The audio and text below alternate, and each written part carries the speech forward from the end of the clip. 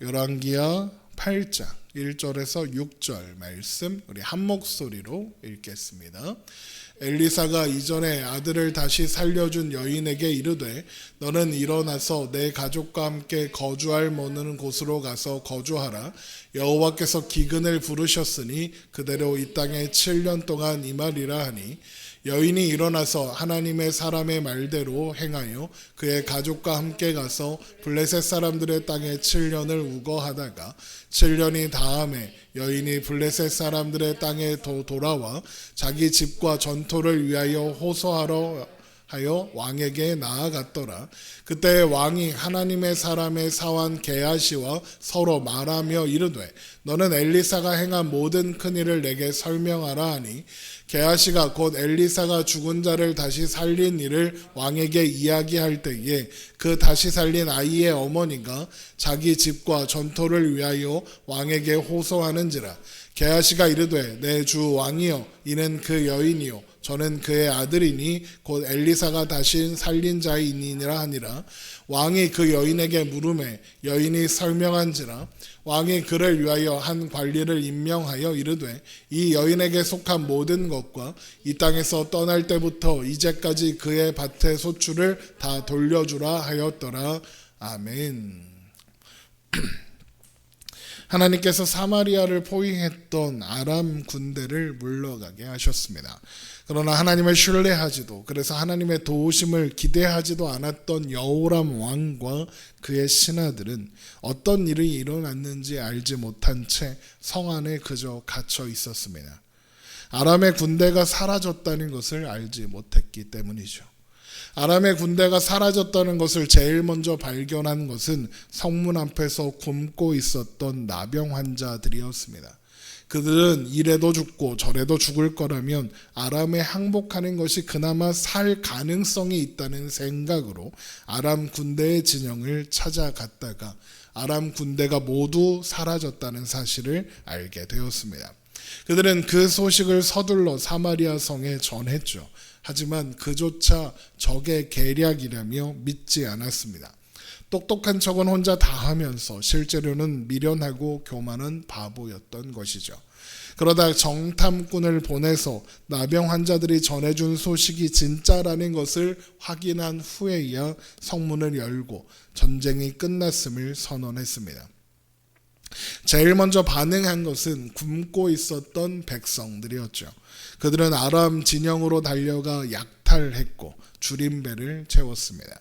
그러자 사마리아 성의 식량 가격이 제값으로 회복되었습니다.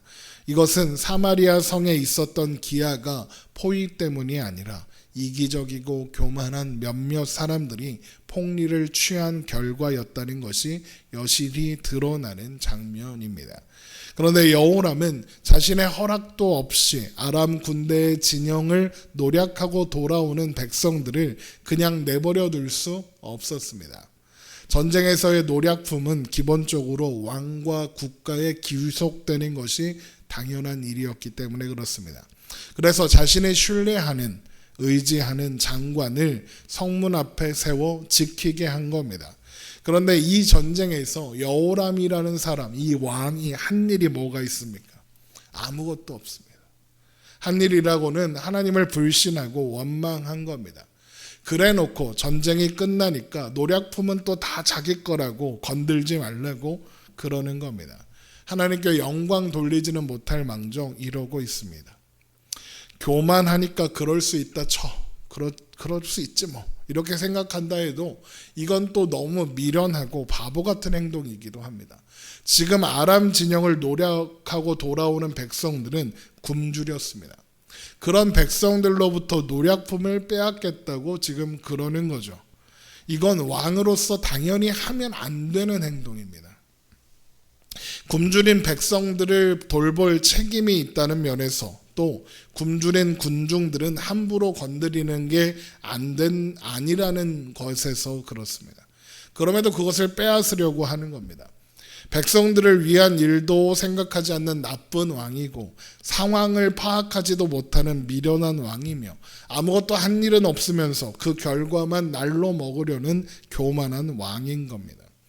그래서 그가 신뢰하고 의지하는 그를 똑 닮은 그 장관이 백성들의 발에 밟혀 죽는 겁니다. 이것은 하나님의 말씀을 불신한 뿐만 아니라 조롱하고 모욕한 존재의 결말이었습니다. 그리고 이것은 여호람을 위한 메시지였죠. 그가 신뢰하고 의지하던 존재는 사라졌다는 겁니다. 신뢰하고 의지할 대상을 잘못 골랐다는 겁니다. 그를 똑 닮은 존재가 밟혀 죽었습니다. 그도 태도를 바꾸지 않으면 똑같은 결과를 맞이하게 될 겁니다. 결국 여호람을 신뢰하던 장관의 죽음은 그러므로 정신을 차리고 이제라도 하나님을 알고 하나님을 신뢰하라는 하나님의 중대한 메시지였던 거죠. 자, 그러면 그쯤 했으면 태도를 바꾸고 하나님 앞에 나와 하나님 도와주옵소서 할 법도 하지 않습니까? 그런데 과연 여호람은 태도를 바꿨을까? 그렇지 않습니다. 이후로는 하나님을 신뢰하고 바라보지 않았습니다. 물론 더 이상 엘리사를 대놓고 죽이겠다던가 언제까지 하나님을 기다리겠느냐 뭐 이런 말은 하지 못했을 겁니다. 일어난 일을 없던 일로 만들 수는 없었을 테니까요. 겉으로는 하나님의 말씀을 듣는 척, 하나님을 섬기는 척 했을 겁니다. 그러나 외면하고 싶고 또 듣고 싶지 않았겠죠. 왜 여호람이 그랬을 거다라고 추측하느냐? 북이스라엘의 기근이 시작되기 때문입니다. 열왕기하 8장 1절입니다. 엘리사가 이전에 아들을 다시 살려준 여인에게 이르되 너는 일어나서 내 가족과 함께 거주할 만한 곳으로 가서 거주하라. 여호와께서 기근을 부르셨으니 그대로 이 땅에 7년 동안 임하니라 하니. 하나님께서 이스라엘 백성들이 사는 가나안 땅에 기근을 부르셨습니다. 가나안 그러면 제일 먼저 떠오르는 키워드가 있습니다. 뭡니까? 젖과 꿀이 흐르는 땅입니다. 젖과 꿀이 흐르는 땅에 기근이 찾아옵니다. 왜 그럴까요? 물론 가나안은 젖과 꿀이 흐르는 땅이 맞습니다. 풍족한 땅입니다. 단 조건이 있습니다. 비가 잘 내려야 됩니다. 비가 제때 적당한 양 내리면 가나안은 정말로 젖과 꿀이 흐르는 땅이 맞습니다. 비옥한, 세상에서 가장 비옥한 땅일 겁니다. 그런데 반대로 비가 제때 적당한 양이 내리지 않으면 사막이 되거나 아니면 홍수가 나서 다 쓰러져 가는 그런 땅입니다. 이게 무슨 약속의 땅이냐? 그런 생각이 들 수 있습니다. 날씨의 영향을 너무 많이 받잖아요. 그런데 그래서 가나안이 약속의 땅인 겁니다. 비가 내리거나 안 내리는 것 누구 뜻에 달린 겁니까? 하나님 뜻에 달렸습니다. 하나님께서 온 우주 만물을 지으셨으며 주관하십니다. 하나님께서 비도 주관하십니다. 그리고 이것이 가나안 땅이 약속의 땅인 이유입니다. 하나님은 가나안이라는 땅에 가지고 있는 특징, 비가 오고 안 오고가 무척 중요한 그 땅을 통해서 하나님의 백성들은 하나님께로부터 모든 것을 공급받아 살아야 하는, 하나님께 의존해야만 하는, 그래야 살 수 있는 존재라는 것을 보이시고 그 땅에서 하나님과 동행하며 살아라 라고 말씀하시는 겁니다. 그래서 모세가 가나안 입성을 앞둔 이스라엘 백성들을 향해서 이런 말을 하는 겁니다. 좀 긴데 천천히 한번 따라와 보십시오. 신명기 11장 8절입니다. 그러므로 너희는 내가 오늘 너희에게 명하는 모든 명령을 지키라. 그리하면 너희가 강성할 것이요 너희가 건너가 차지할 땅에 들어가서 그것을 차지할 것이며 또 여호와께서 너희 조상들에게 맹세하여 그들과 그들의 후손에게 주리라고 하신 땅 곧 젖과 꿀이 흐르는 땅에서 너희의 날이 장구하리라. 내가 들어가 차지하려 하는 땅은 내가 나온 애굽 땅과 같지 아니하니 거기에서는 너희가 파종한 후에 발로 물대기를 채소밭에 댐과 같이 하였거니와 너희가 건너가서 차지할 땅은 산과 골짜기가 있어서 하늘에서 내리는 비를 흡수하는 땅이요 내 하나님 여호와께서 돌보아 주시는 땅이라. 연초부터 연말까지 내 하나님 여호와의 눈이 항상 그 위에 있느니라. 내가 오늘 너희에게 명하는 내 명령을 너희가 만일 청종하고 너희의 하나님 여호와를 사랑하여 마음을 다하고 뜻을 다하여 섬기면 여호와께서 너희의 땅에 땅에 이른 비 늦은 비를 적당한 때에 내리시리니 너희가 곡식과 포도주와 기름을 얻을 것이요 또 가축을 위하여 들에 풀이 나게 하시리니 내가 먹고 배부를 것이라. 너희는 스스로 삼가라. 두렵건대 마음에 미혹하여 돌이켜 다른 신들을 섬기며 그것에게 절함으로 여호와께서 너희에게 진노하사 하늘을 닫아 비를 내리지 아니하여 땅이 소산을 내지 않게 하심으로 너희가 여호와께서 주신 아름다운 땅에서 속히 멸망할까 하노라. 정리하면 무슨 말입니까? 하나님과 함께 하나님을 신뢰하고 하나님의 말씀을 따라 살면 가나안은 언제나 젖과 꿀이 흐르는 땅이겠다. 하지만 하나님을 배반하고 하나님을 떠나 살면 가나안은 멸망의 땅이 될 거다라는 거죠. 가나안은 그 땅 자체가 하나님만을 의지해야 살 수 있는 공간으로 허락된 겁니다. 그런데 이제 그런 가나안에 기근이 찾아왔습니다. 그렇다는 건 하나님의 백성들이 하나님을 떠나 살고 있다는 의미 아니겠습니까? 그러니까 이스라엘에 찾아온 기근은 하나님의 경고이며 돌아오라는 호소인 겁니다. 그런데 하나님은 그 와중에 수넴 여인을 대피시킵니다. 열왕기하 8장 1절을 다시 한번 읽어봅니다. 엘리사가 이전에 아들을 다시 살려준 여인에게, 수넴 여인이죠, 이르되 너는 일어나서 내 가족과 함께 거주할 만한 곳으로 가서 거주하라. 여호와께서 기근을 부르셨으니 그대로 이 땅에 7년 동안 임하니라. 수넴 여인은 열왕기하 4장에서 보았던 그 여인입니다. 무언가 필요한 게 있냐고 묻는 엘리사에게 나는 내 백성 중에 거주하나이다 라고 대답했던 여인이죠. 자신이 하나님의 백성인 것만으로 충분히 기쁩니다. 행복합니다. 평안합니다. 라고 대답했던 그 여인입니다. 아들을 얻었으나 그렇다가 또 죽었으나 여전히 하나님에게서만 평안을 찾겠다던, 하나님과 함께 있는 것이 자신의 평안이라고 하던 그 여인입니다. 하나님께서 이 여인을 기근에서 대피시키신다라는 것은 중요한 의미가 있습니다. 먼저 그녀는 사실 기근을 피해 이주해야 할 만큼 가난하지 않습니다. 열왕기하 4장에 나오는 그녀의 집은 나름대로 살만했습니다. 7년이면 긴 시간이지만 미리 준비만 하면 버틸 여력이 있었을 겁니다. 그런데 하나님이 뭐라고 하십니까? 떠나라 하십니다. 그러면 왜 하나님은 살던 곳에서 버틸 수 있도록 돕지 않으시고 떠나라 하시는 걸까?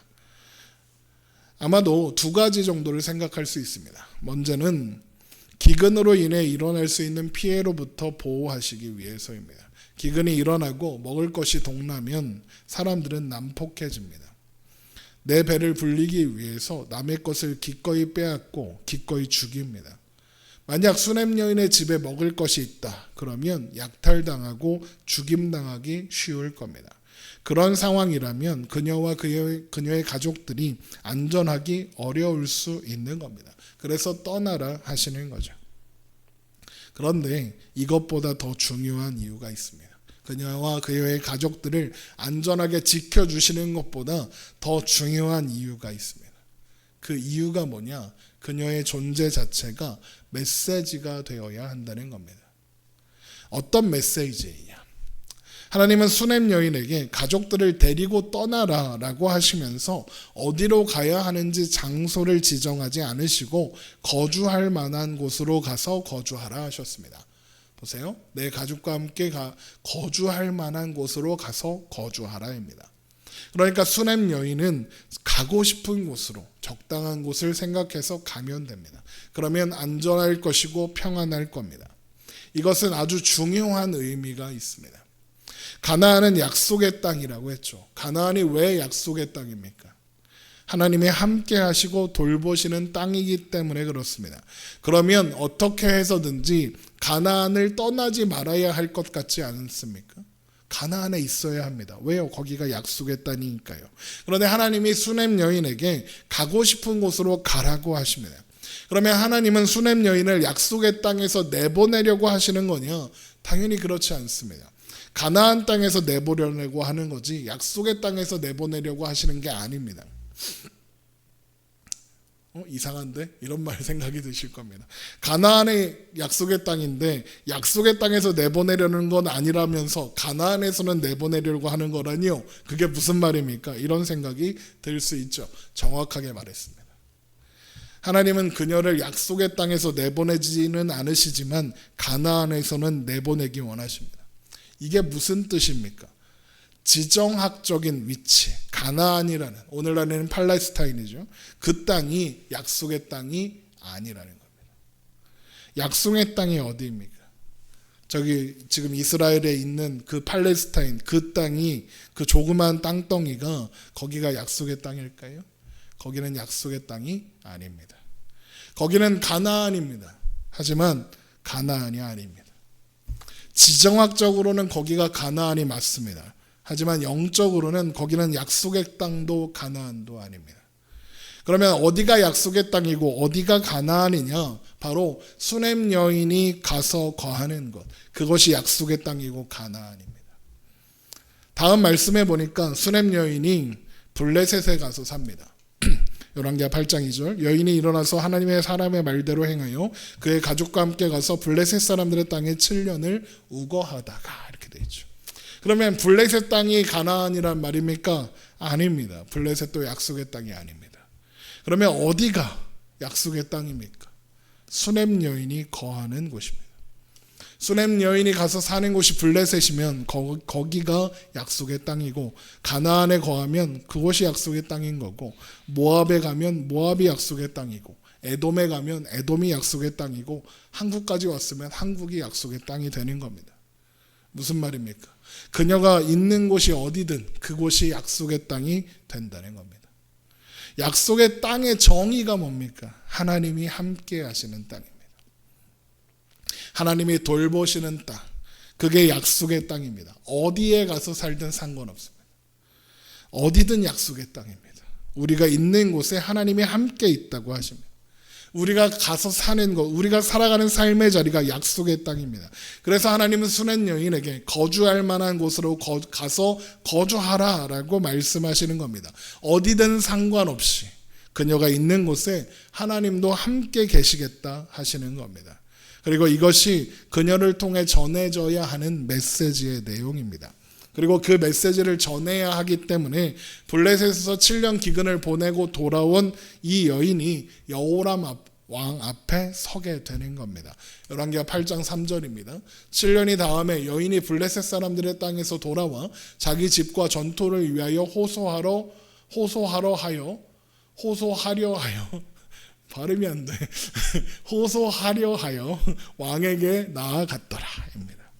7년 기근이 끝나니까 그녀가 살던 곳으로 돌아왔습니다. 그런데 문제가 있었습니다. 7년 동안 떠나 있었기 때문에 그녀가 살던 집과 전토가 모두 국가에 귀속되어 있었던 겁니다. 성경학자들에 따르면 이것은 당시에 관례적으로 이루어졌던 일이라고 합니다. 방치된 땅과 집이 있으면 법적인 주인이 나타나서 소유권을 주장할 때까지, 찾아갈 때까지 왕에게 귀속되어 관리되었습니다. 그러다가 방치되었던 땅과 집의 소유권자가 나타나서 자신의 소유라는 걸 증명하면, 그래서 내놓으세요라고 하면 돌려주는 그런 관례인 겁니다. 물론 그게 얼마나 잘 시행되었느냐는 별도입니다. 그건 잘 모르겠습니다. 왜냐하면 무슨 땅 문서가 있는 것도 아니고 측량이 정확하던 시절도 아니고 입증하는 게 결코 쉽지 않았을 것이고, 아무리 최선을 다해 입증하더라도 왕이 인정해주지 않으면 그냥 돌려주지 않을 수 있었습니다. 게다가 지금 수넴 여인이 왕을 찾아온 상황입니다. 이스라엘에서 땅은 기본적으로 남자의 소유입니다. 우리가 룻기 볼 때 봤잖아요. 남자가 있어야 그 땅을 유지할 수 있습니다. 그러니까 소유권을 주장하려면 그녀의 남편이 와야 합니다. 그런데 수넴 여인이 직접 왔죠. 아들을 데리고 왔죠. 그렇다는 건 지금 남편이 올 수 없는 상황이라는 게 거의 분명해 보이죠. 그렇다는 건 아마도 블레셋에서 7년 사는 동안 남편이 죽었을 가능성이 높습니다. 이런 경우 수넴 여인은 과부죠. 이런 경우면 남편의 땅을 되찾는 게 결코 쉬운 일이 아닙니다. 남편이 사망하면 그 땅의 소유권은 아내가 아니라 아이에게 넘어갑니다. 아들에게 넘어갑니다. 그래서 수냄 여인이 아들을 데리고 왔거든요. 근데 이러면 소유권을 주장하고 입증하는 게 더 까다로워집니다. 원래 제가 누군데? 라고 하면 아무도 증인을 안 서줄 수도 있는 겁니다. 증인이 필요하고 증거도 필요합니다. 그런데 내세울 증인도 증거도 부족합니다. 자, 그런데 앞에서 뭐라고 했습니까? 그녀는 존재 자체로 메시지이고 그녀가 가는 모든 곳이 하나님이 함께 하시는 약속의 땅이다 라고 설명드렸죠. 그래서 그녀가 왕에게 호소하러 가게 된 거라고도 말씀드렸습니다. 그러면 증인과 증거는 누가 준비해야 하겠습니까? 수냄 여인이 직접 해야겠습니까? 하나님이 준비하시는 겁니다. 왜요? 하나님이 그녀를 메시지로 쓰실 거니까요. 그러니까 그녀의 존재의 입증 책임은 하나님께 있다는 겁니다. 그래서 그녀가 왕에게 그녀가 살던 집과 땅에 대하여 호소하러 왔을 때 마침 왕이 엘리사에 행한 모든 큰일, 엘리사의 업적에 대해서 듣기 위해 게하시가 그 자리에 와 있는 것을 볼 수 있습니다. 열왕기하 8장 4절입니다. 그때 왕이 하나님의 사람의 사원 게하시와 서로 말하며 이르되 너는 엘리사가 행한 모든 큰일을 내게 설명하라 하니 여호람이 엘리사가 행한 큰일을 듣기 위해 게하시를 부른 이유는 알 수 없습니다. 게하시가 찾아온 건지 게하시를 부른 건지 정확하게 모르겠습니다. 7년 기근이 끝난 것이 너무 좋아서 하나님과 하나님이 행하신 일을 엘리사에 대해서 궁금해졌을 수도 있습니다. 아니면 엘리사가 게하시한테 이렇게 해라 라고 명령했을 수도 있습니다. 제 생각에는 아마도 후자 같습니다. 엘리사가 그러라고 시킨 것 같습니다. 왜냐하면 지금 게하시가 정상적인 상태가 아닙니다. 나병에 걸려 있습니다. 우리가 예전에 열왕기하 5장 살펴볼 때 확인했던 것처럼 나아만 장군의 나병이 게하시에게 갔습니다. 그래서 지금 게하시는 나병에 걸려 있습니다. 우리가 알고 있는 것처럼 나병 환자는 성 안에 들어갈 수도 왕 앞에 설 수도 없습니다. 그런데 그런 게하시가 왕 앞에 있습니다. 그렇다는 건 왕보다 더 큰 권위가 그렇게 하도록 명령해야 합니다. 그렇게 할 수 있는 존재는 엘리사밖에 없죠. 그러니까 엘리사의 명령을 받은 게하시가 왕에게 가서 엘리사가 행한 일에 대하여 설명해야 했다. 이렇게 볼 수 있는 겁니다. 그러면 엘리사가 그렇게 하도록 한 이유가 뭐겠습니까? 다음 장면을 위해서입니다. 열왕기하 8장 5절입니다. 게하시가 곧 엘리사가 죽은 자를 다시 살린 일을 왕에게 이야기할 때에 그 다시 살린 아이의 어머니가 자기 집과 전토를 위하여 왕에게 호소하는지라 게하시가 이르되 내 주 왕이요 이는 그 여인이요 저는 그의 아들이니 곧 엘리사가 다시 살린 자니이다 하니라. 마침 엘리사가 죽은 자를 다시 살린 일을 이야기할 때에 수냄 여인이 와서 자기 집과 전토를 위해 왕에게 호소하는 겁니다. 이 장면을 보고 좀 의아하다라고 생각할 수도 있는데 그건 우리가 왕 그러면 조선시대 왕 그게 떠오르기 때문에 그렇습니다. 왕이 있는 궁궐에 일반 백성이 함부로 들어갈 수 없는 그런 구조였잖아요. 그 시대에는.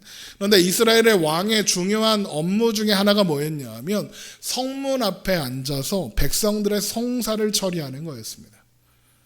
그러니까 왕이 성문에 앉아 있으면 누구라도 와서 송사를 제기하고 말할 수 있는 거죠. 그러니까 그렇게 왕이 성문에 앉아 있는데 게하시가 찾아와 엘리사가 행한 일에 대하여 말하고 있었고 그러다 수냄 여인의 죽은 아들을 엘리사가 다시 살린 이야기를 하고 있을 때 수냄 여인이 와서 호소하는 겁니다. 그래서 게하시가 내 주 왕이요 이는 그 여인이요 저는 그의 아들이니 곧 엘리사가 다시 살린 자니이다 라고 왕에게 말하는 겁니다. 기가 막힌 타이밍인 겁니다. 수냄 여인이 자기 얘기를 하기를 기다렸다가 타이밍을 맞춘 것도 아닙니다. 아마도 수냄 여인은 게하시가 거기 있는지도 몰랐을 겁니다. 게다가 엘리사가 행한 일이 한두 가지겠습니까? 그런데 그 많은 이야기 중에 하필이면 수냄 여인의 이야기를 할 때 수냄 여인이 등장해서 자기 집과 전토를 위하여 호소하는 겁니다. 기가 막힌 타이밍이죠. 이 기가 막힌 타이밍을 누가 만들었겠습니까? 하나님이 만드신 거죠. 왜요? 이 여인을 통해서 여호람 왕에게 설명할 게 있어서 그렇습니다. 이제 여인이 왕에게 자기 집과 전토를 돌려달라고 호소하기 위해서 설명하는데, 그러면 그 설명이 어디부터 시작하겠습니까? 왜 살던 집과 땅을 떠나게 되었는지부터 아니겠습니까? 7년 기근이 시작되기 전 하나님께서 엘리사를 통해 7년 동안 기근이 있을 것을 알려주시면서 가족들과 함께 거주할 만한 곳으로 가서 거주하라고 하셨다부터 시작해야 합니다. 그리고 7년이라는 세월 동안 어떻게 살아왔는지 설명해야겠죠. 그 시간 동안 남편을 여의었으나 결코 쉬운 시간은 아니었는데 그 시간 동안 하나님이 보살피셨다. 그 모든 시간이 하나님이 함께 하셨고 하나님과 동행할 수 있었으며 하나님께서 안전과 안식과 평안을 보장하신 시간이었다 설명해야겠죠. 또 무사히 돌아오는 여정에 대해서도 설명해야 합니다. 어떻게 무사히 돌아올 수 있었겠습니까? 블레셋입니다. 이스라엘과 적대 관계가 있는 땅입니다. 그 땅에서 안전하게 있다가 돌아오는 겁니다. 어떻게 안전하게 있다가 돌아올 수 있었겠습니까? 하나님이 안전하게 돌아오게 하셨기 때문입니다. 그러니까 이 수넴 여인은 왕에게 자신의 집과 땅을 돌려달라고 호소하는 내내 하나님이 어떤 분이신지, 하나님이 어떤 일을 행하셨는지, 하나님과 함께 한다는 건 무엇인지 설명하는 겁니다. 그녀의 존재 자체가, 그녀가 살아온 모든 시간이 그 자체로 하나님의 되심을 드러내고 하나님과 동행하는 것이 어떤 것인지, 하나님 안에서 평안하다는 것이 어떤 것인지 설명하고 있는 겁니다. 그리고 하나님은 게하시를 통해서 그녀의 존재를 입증하시는 겁니다. 그러니 여호람 왕이 뭐 할 수 있겠습니까? 다 돌려줘야죠. 열왕기하 8장 6절입니다. 왕이 그 여인에게 물음에 여인이 설명한지라 왕이 그를 위하여 한 관리를 임명하여 이르되 이 여인에게 속한 모든 것이 이 땅에서 떠날 때부터 이제까지 그의 밭의 소출을 다 돌려주라 하였더라. 그런데 이 말씀을 보면 여호람은 아무것도 배우지 않았다는 걸 알 수 있습니다. 어떻게 알 수 있느냐? 지금 뭐라고 하는지 보십시오. 이 여인에게 속한 모든 것과 이 땅에서 떠날 때부터 이제까지 그의 밭의 소출을 다 돌려주라 그럽니다. 이건 생색내는 겁니다. 지가 돌려주는 겁니까? 이 땅이 왕 겁니까? 아니요. 가나안 땅은 다 하나님 겁니다. 빌려 쓰는 존재입니다. 왕이 관리하고 있었을 뿐입니다. 그런데 짓꿔주는 것처럼 그럽니다. 게다가 뭐라고 합니까? 그녀가 떠날 때부터 이제까지 그의 밭에 난 소출도 다 돌려주라 그럽니다. 그녀가 떠나고 7년 동안 그 땅에서 소출이 있었으면 얼마나 있었을까요? 기근이었잖아요. 소출이 없으니까 기근 아닙니까? 그러니까 그 땅에서 돌려줄 소출이 났으면 얼마나 났겠습니까? 거의 없었을 겁니다. 그러니까 이건 생색내는 말인 겁니다. 여호람 왕이 뭔가 착한 일을 하는 것처럼 보이겠지만 그렇지 않다는 겁니다. 이 와중에도 아무것도 배우지 못했다는 걸 드러내는 겁니다. 게하시를 통해서 하나님께서 엘리사를 통해 행하신 일들을 모두 전해 들었습니다. 그리고 그 산 증인이 지금 눈앞에 있습니다. 그녀는 자신이 살아온 삶으로 하나님의 하나님 되심을 설명했고 하나님과 함께 있는 존재의 평안을 설명하고 드러냈습니다. 여호람을 위한 설득이고 설명입니다. 그런데 아무것도 배우지 않고 생색만 내고 있습니다. 그런데 여러분, 이 말씀은 오늘 말씀을 듣고 있는 우리를 위한 설명이기도 합니다. 여러분, 그 설명을 잘 들어보셨습니까? 우리는 하나님의 백성입니다. 하나님이 우리 왕이시고 하나님이 우리 목자시며 우리 아버지이십니다. 하나님만이 우리를 도우십니다. 하나님만이 우리를 돌보십니다. 우리가 살아가는 그 땅 모든 장소가 하나님이 주신 땅이고 하나님이 함께 하시는 땅입니다. 우리가 사는 모든 시간이 그렇습니다. 시편 16편 5절입니다. 여호와는 나의 산업과 나의 잔의 소득이시니 나의 분깃을 지키시나이다. 내게 줄로 재어준 구역은 아름다운 곳에 있으며 나의 기업이 실로 아름답다. 우리가 살아가는 모든 곳이 아름답답니다. 왜요? 하나님이 허락하신 곳이라서요. 하나님이 함께 하시는 곳이라서 우리가 사는 모든 곳이 아름답답니다. 여러분, 이런 설명을 받은 자의 태도가 무엇이겠습니까? 하나님의 행하심을, 하나님의 이루신 일을, 하나님이 내 삶 가운데 인도하시는 일들을 확인하는 겁니다. 확인하고 감사하는 겁니다. 기뻐하는 겁니다. 하나님의 하나님 되심을 높여드리는 겁니다. 그리고 나도 내가 살아가는 이 자리가 하나님이 함께 하시는 가나안 약속의 땅이라는 사실을 기억하며 우리가 살아가는 오늘을 통해 우리의 삶이 다시 하나님을 설명하는 삶이 되기를 소망하는 겁니다. 하나님이 우리를 통해서 하나님을 설명하기 원하십니다. 수넴 여인을 통해 우리를 위해 하나님을 설명하셨습니다. 그 설명을 잘 들어보면 우리 이야기입니다. 하나님이 우리와 함께 하십니다. 우리의 존재는 세상을 향한 하나님의 설명입니다. 이 사실을 기억하며 우리가 살아가는 모든 자리 함께 하시는 하나님을 인식하고 경험하고 느끼며, 그래서 여러분의 삶과 여러분의 존재가 하나님을 설명하는 증거가 되기를 주님의 이름으로 축원합니다. 우리 이 시간 함께 찬양하고 기도하겠습니다.